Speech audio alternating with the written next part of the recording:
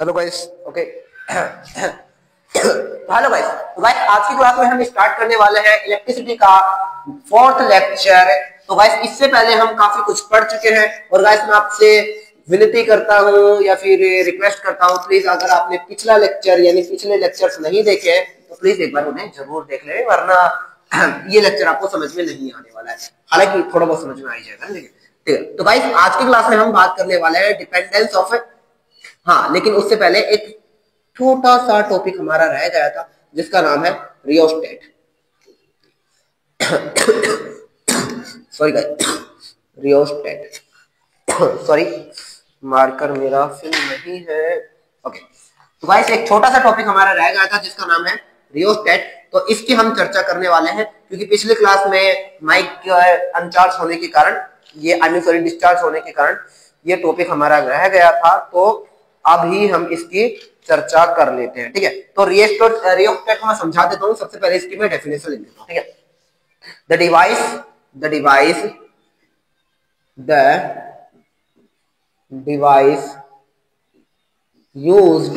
device used to change the resistance of an electric current, used to change the resistance, the device used to change the resistance of an electric current, of an electric current is called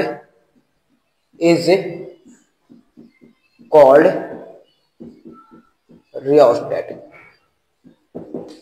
चलिए guys अब मैं इसे समझाता हूं। The device जिसका use किया जाता है, ऐसा डिवाइस जिसका यूज किया जाता है चेंज द रेजिस्टेंस को चेंज करने में ऑफ एन इलेक्ट्रिक करंट, यानी कि एक इलेक्ट्रिक करंट के रेजिस्टेंस को चेंज करने के लिए हमें जिस डिवाइस का यूज करते हैं उसे हम रियोस्टेट कहते हैं। तो कुछ इस तरह से हमें सॉरी इलेक्ट्रिक सर्किट आया ना, थोड़ा सा गलती हो गई मुझसे।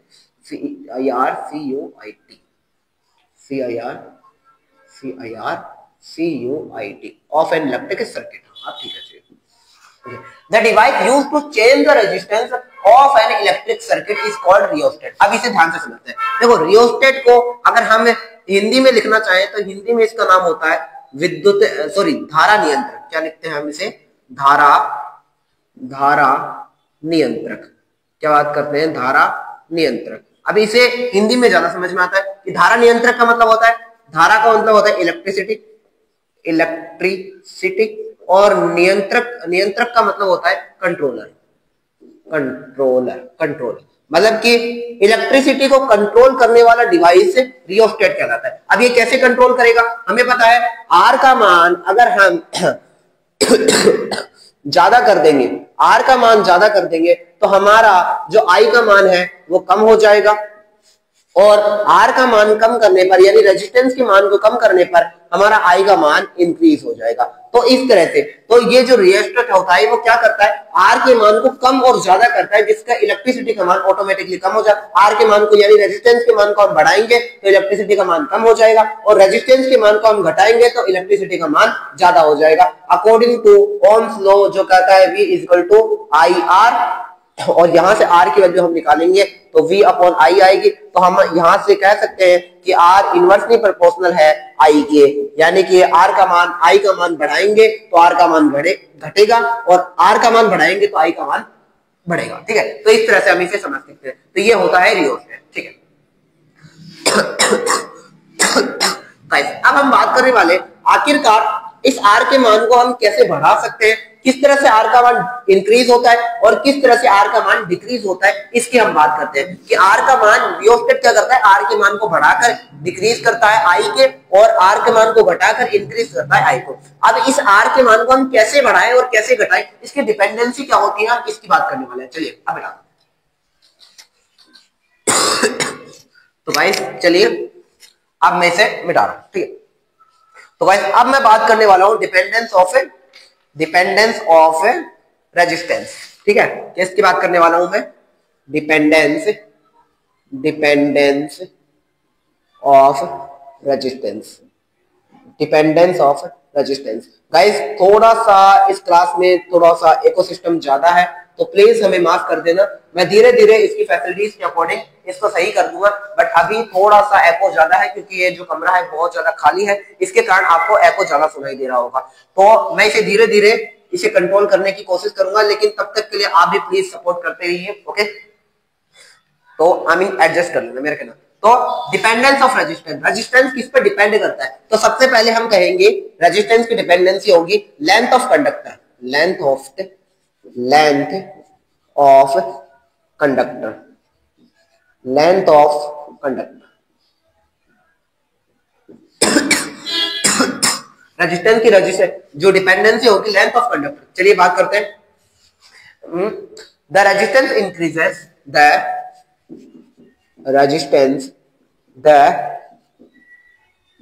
resistance increases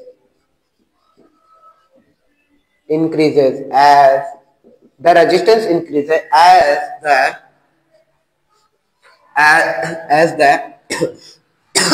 the resistance increases as the length of conductor, as the length of CONDU, as the length of conductor increases, ENCREASES, increases, it is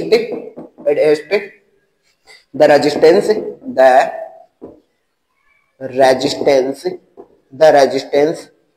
is proportional, the resistance is proportional to the length of conductor, to the length of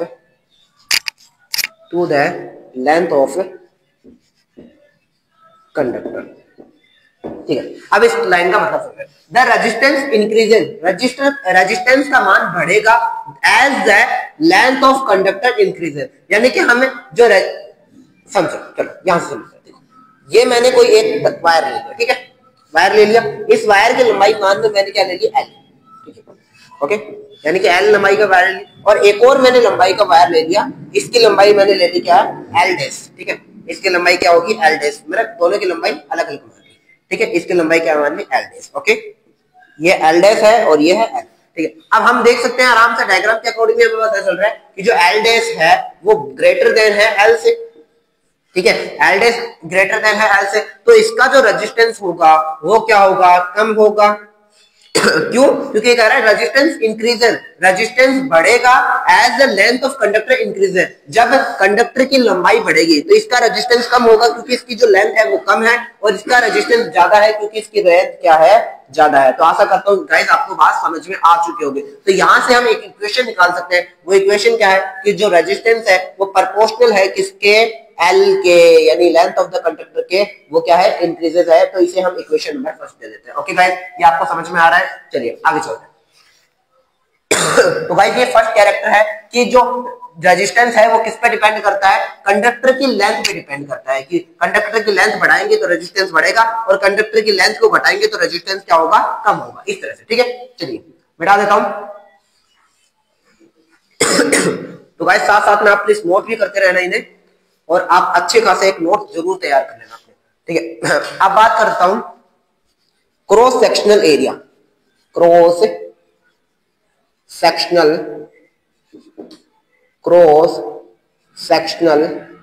area. अब ये क्या होता है, चलिए पहले इसकी बात करते हैं आखिरकार ये क्रॉस सेक्शनल एरिया होता क्या है। तो क्रॉस सेक्शनल एरिया और कुछ नहीं होता, जैसे कि मैंने एक वायर ले लिया, अब वायर को मैं क्या कर देता हूं, एक बीच से कट कर दिया, कट करने पर आप देखोगे कि वायर का ये वाला जो पार्ट है ये कुछ इस तरह से मुड़ा हुआ होगा, कुछ इस तरह से राउंडिकल मतलब सर्कल में होगा। तो ये जो सर्कल वाला एरिया है, ये जो सर्कल वाला, इसे ही हम क्या कहते हैं, क्रॉस सेक्शनल एरिया। क्या कहते हैं, क्रॉस सेक्शनल एरिया। तो मतलब जो, जैसे कि ये मार्कर है, इस मार्कर को मैं 20 से काटने के बाद ये जो सीरा आपको दिख रहा है, ये जो सीरा, यही क्या कहलाता है, क्रॉस सेक्शनल एरिया। आशा करता हूं आपको समझ में आ चुका होगा। अब मैं इसकी थ्योरी लिख देता हूं। The resistance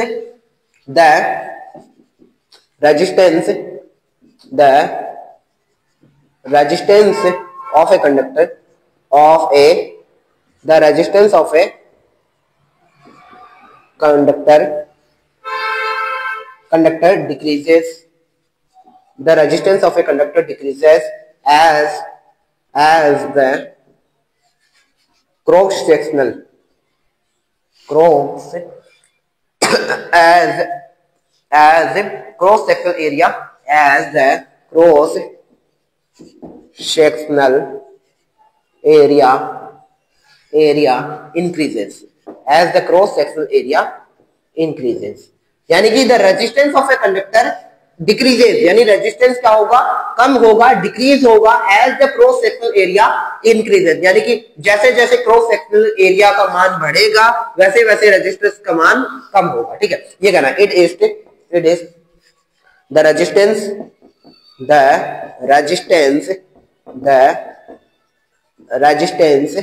inversely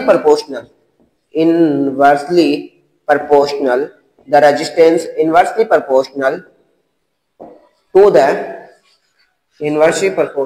the cross sectional area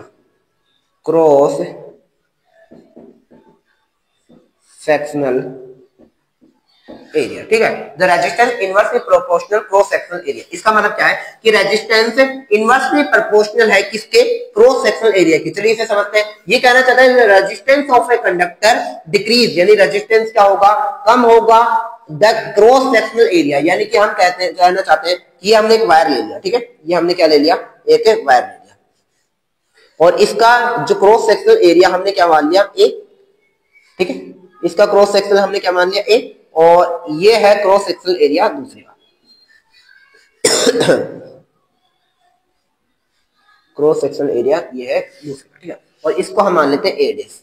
अब देखिए इसका क्रॉस सेक्शनल एरिया कम है और इसका ज्यादा है, तो जिसका ज्यादा होगा उसका रेजिस्टेंस का मान क्या होगा, कम होगा, और जिसका कम होगा उसका रेजिस्टेंस का मान क्या होगा, ज्यादा। यही बात ये कहना चाहे, resistance of a conductor decrease होगा as the cross sectional area increases, यानी कि क्रॉस सेक्शनल एरिया को बढ़ाने पर जो रेजिस्टेंस होगा वो कम होगा और क्रॉस सेक्शनल एरिया को कम करने पर जो रेजिस्टेंस होगा वो बढ़ेगा। यानी कि हम कह सकते हैं कि जो रेजिस्टेंस है वो इनवर्सली प्रोपोर्शनल है किसके, क्रॉस सेक्शनल एरिया को, जिससे हम ए से दर्शा रहे हैं। ठीक है, तो यहां से इसे हम कह देते हैं इक्वेशन नंबर सेकंड। ठीक है, तो गाइस अब हमारे ये दो इक्वेशन है, इन दोनों इक्वेशन से हम एक नया आउटपुट लेके तैयार करते हैं। आपने ये डेफिनेशन लिखी होगी, मैं इसे बता रहा हूं। ठीक है,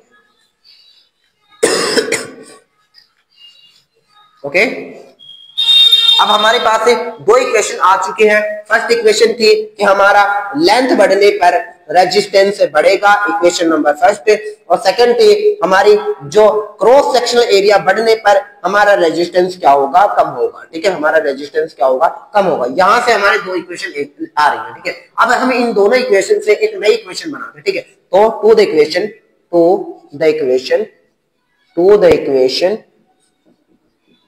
equation first and second, to the equation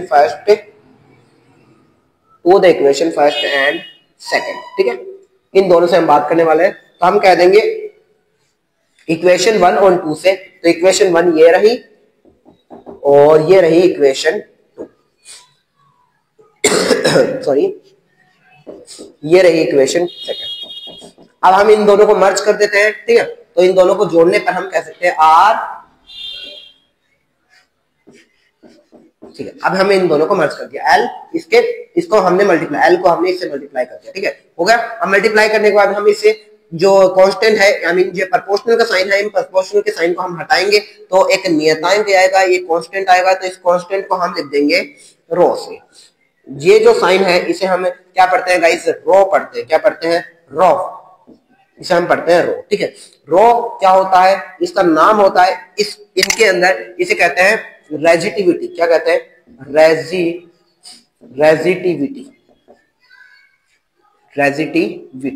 क्या कहते हैं, रेजिटिविटी। ठीक है, या फिर दूसरा नाम होता है इसका स्पेसिफिक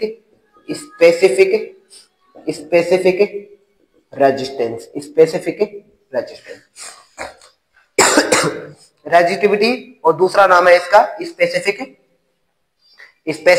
रेजिस्टेंस। ठीक है, और ये आपको पता है लेंथ ऑफ कंडक्टर, ये आपको पता है area, cross sectional area.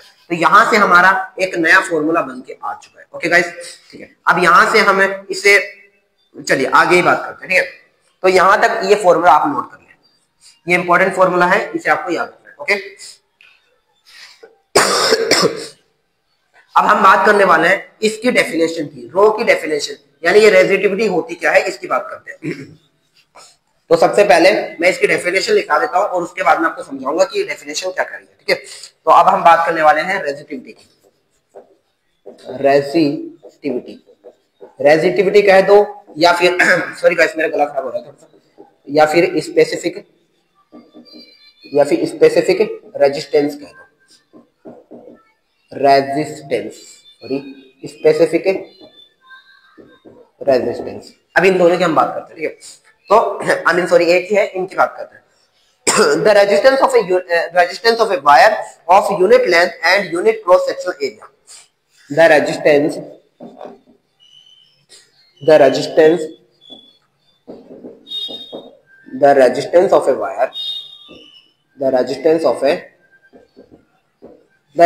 of a wire, the resistance of a wire of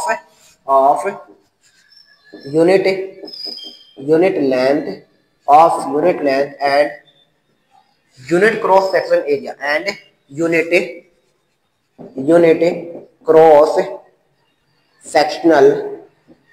unit cross sectional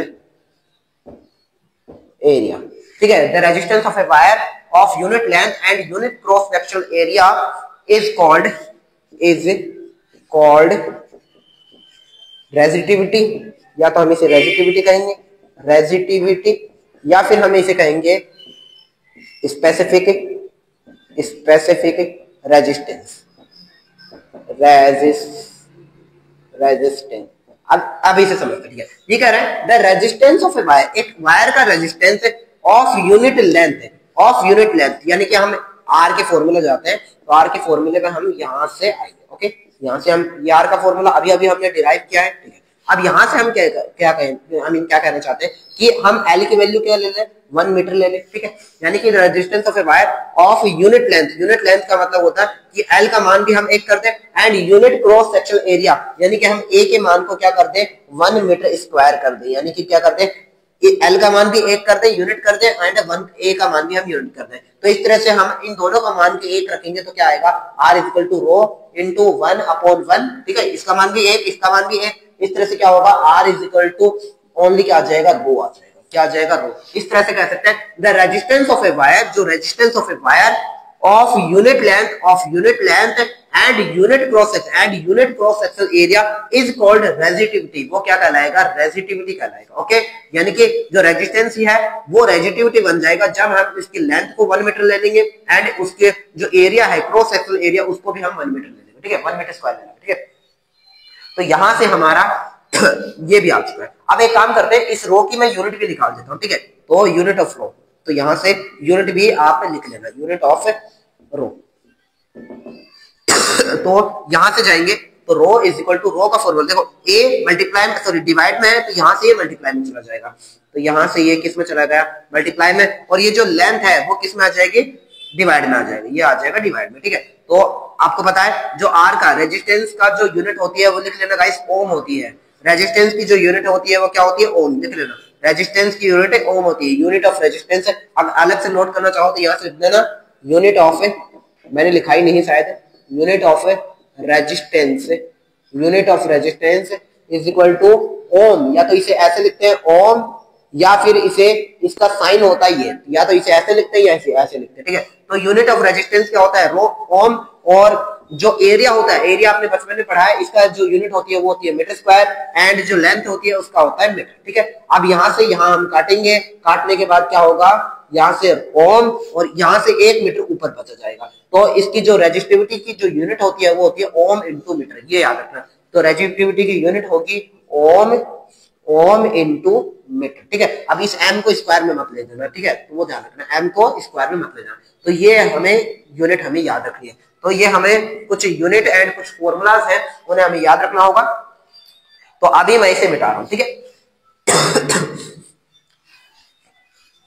ठीक है, तो गाइस आज की क्लास में हमने काफी कुछ पढ़ लिया है। हालांकि एक टॉपिक और है, फिर मैं आपको रिवाइज करा देता हूं कि जो रेजिस्टेंस है उसकी हमने डिपेंडेंसी पढ़नी है। रेजिस्टेंस की डिपेंडेंसी पहली होती है लेंथ पर, पहले किस पे होती है? लेंथ। सर लेंथ में क्या होता है? सर लेंथ हम बढ़ाएंगे तो लेंथ को हम बढ़ाएंगे, अगर हम लेंथ को बढ़ाएंगे तो रेजिस्टेंस है वो भी क्या होगा? इंक्रीज होगा। लेंथ को हम बढ़ाएंगे तो रेजिस्टेंस भी इंक्रीज होगा, और हम लेंथ को कम करेंगे तो रेजिस्टेंस भी क्या होगा? डिक्रीज होगा। यानी कि इन दोनों पर्पस से हम कह सकते हैं जो लेंथ है यानी कि जो रेजिस्टेंस है, हम कह सकते हैं जो रेजिस्टेंस है वो प्रोपोर्शनल है किसके? लेंथ के। ये फर्स्ट इक्वेशन थी।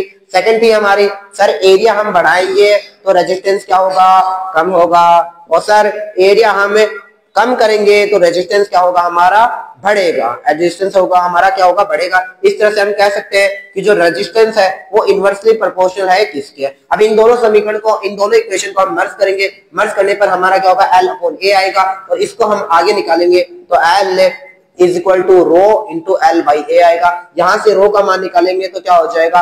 RA अपॉन L आ जाएगा, और रो की जो यूनिट है वो क्या बन जाएगी? Ohm into metre. तो अभी तक हमने ये सारा पढ़ लिया है, डेफिनेशन अपलोड कर लिया, बाकी हमने इतना सही पढ़ा, ज्यादा कुछ हमने नहीं पढ़ा। ठीक है, ओके गाइस, अभी मैं बता रहा हूं।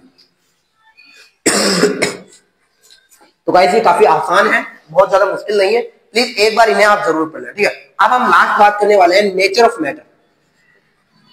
नेचर ऑफ मैटर यानी कि मैटर के, यानी जो पदार्थ है, पदार्थ के नेचर पे कैसे बिहेव करता है, ये जो रेजिस्टेंस कैसे बिहेव करता है, उसकी हम बात करने वाले हैं। तो अब हम बात करते हैं कि ये जो नेचर, मैटर के नेचर पे कैसे, तो best conductor of electric current, best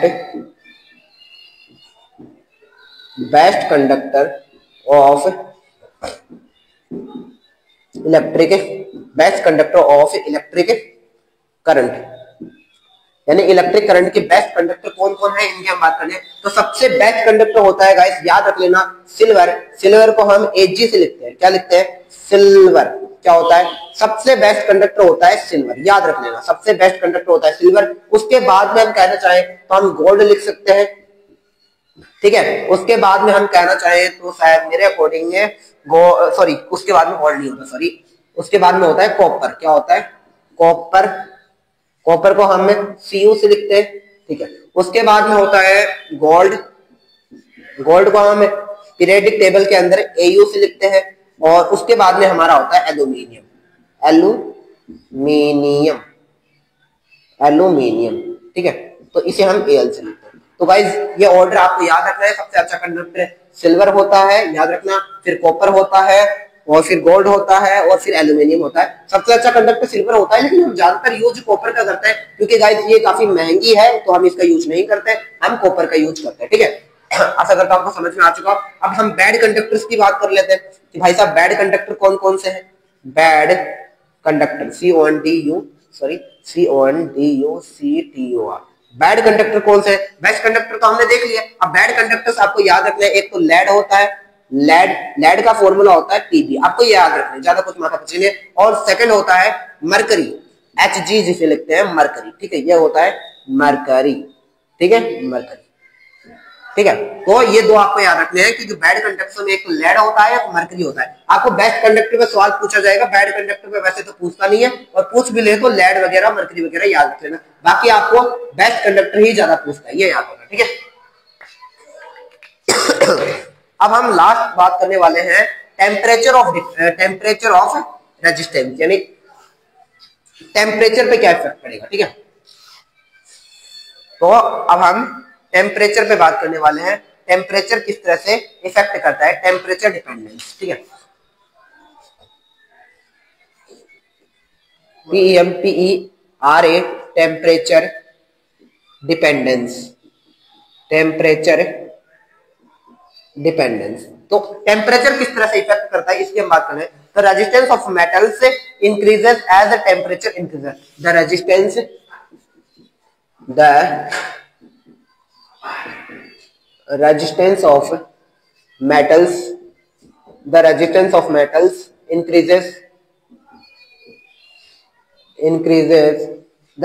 of metals increases as the temperature, TEMPERA, as the temperature increases, यानी जो रेजिस्टेंस है वो मेटल्स का इंक्रीज होगा जब हम जो मेटल के जो टेम्परेचर है उसको हम इंक्रीज कर देंगे। तो बस आपको ये लाइन याद रखनी है कि टेम्परेचर बढ़ाने पर हमारा किसका रेजिस्टेंस बढ़ता है अकॉर्डिंग टू, सर मेटल्स की बात कर रहे हैं हम, यहाँ पर किसकी बात कर रहे हैं, मेटल्स की बात कर रहे हैं। जो रेजिस्टेंस है वो मेटल्स का बढ़ता है जब हम टेम्परेचर को बढ़ाएंगे, और टेम्परेचर को कम करने पर जो रेजिस्टेंस है वो हमारा कम हो जाता है। बस आपको इतने से याद रखना है, क्या इतना ही याद रखना है कि मेटल्स के अंदर, इन मेटल्स गाइस ये इंपॉर्टेंट है, इन मेटल से अगर हम आगे बात करना चाहे तो हम सेमीकंडक्टर की ओर बात करते हैं। सेमीकंडक्टर CONDUC, सेमीकंडक्टर के अंदर उल्टा होता है, सेमीकंडक्टर के अंदर मेटल्स का जस्ट अपोजिट होता है, टेम्परेचर जस्ट क्या हो जाता है, अपोजिट होता है। टेम्परेचर को बढ़ाने पर रेजिस्टेंस कम हो जाता है और टेम्परेचर को कम करने पर रेजिस्टेंस बढ़ जाता है इन सेमीकंडक्टर से। लेकिन हमारे सिलेबस में मेटल्स की बात दी हुई है तो ओनली आपको मेटल्स ही पढ़ना है, सेमीकंडक्टर के आपको अंदर नहीं जाना है। आपको मेटल्स के बारे में पढ़ना है कि टेम्परेचर को बढ़ाएंगे तो रेजिस्टेंस बढ़ेगा और टेम्परेचर को घटाएंगे तो रेजिस्टेंस से कम होगा। बस आपको इतना ही पढ़ना है। ओके गाइस, तो आज की क्लास यहाँ पर समाप्त होती है। प्लीज पिछले वाले लेक्चर जरूर देख लेना, और थोड़ा सा इकोसिस्टम ज्यादा है तो प्लीज थोड़ा एडजस्ट कर लेना, और आज मेरा गला भी थोड़ा खराब था। Okay guys.